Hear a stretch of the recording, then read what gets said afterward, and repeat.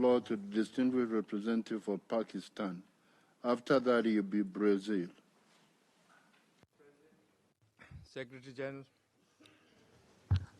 we thank you for convening this meeting, and we appreciate the Secretary General's comprehensive briefing as well as his report, which we find of value for our discussions. Pakistan aligns with the statement delivered by Iraq on behalf of the G77 and China, and I have a few additional remarks in my national capacity. We support efforts to make the UN more efficient, responsive, and fit for purpose. A key part of that effort is to review how mandates are implemented. At the heart of this process lies a fundamental question: have mandates fulfilled the purpose for which they were established? The continued relevance of mandates should be judged by implementation, not just by their age. We welcome several practical recommendations in the report, including the creation of mandate registries, improved coordination, and stronger analytical support to member states. We also view positively the recommendations for improving the quality and timeliness of reports and agree that reports should be shorter, results-focused, and delivered on time.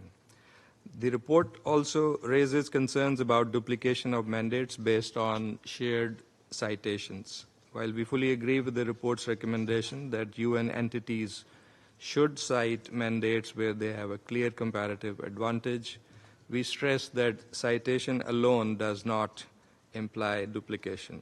Resolutions like 70/1 are cross-cutting by design. Hence, we would ask whether there is an intention to undertake a more detailed analysis concerning resource allocations and functional outputs.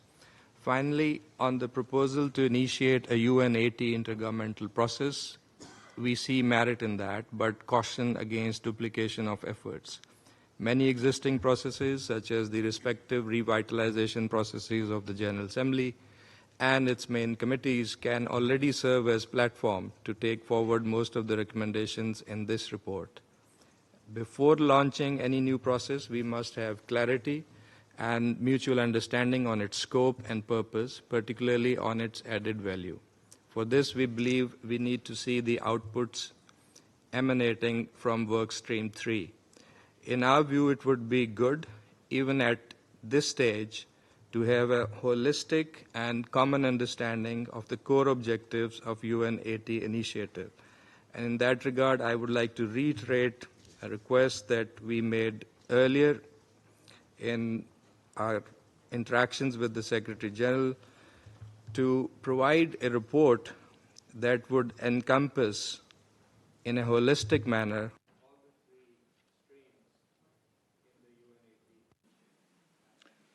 I thank the distinguished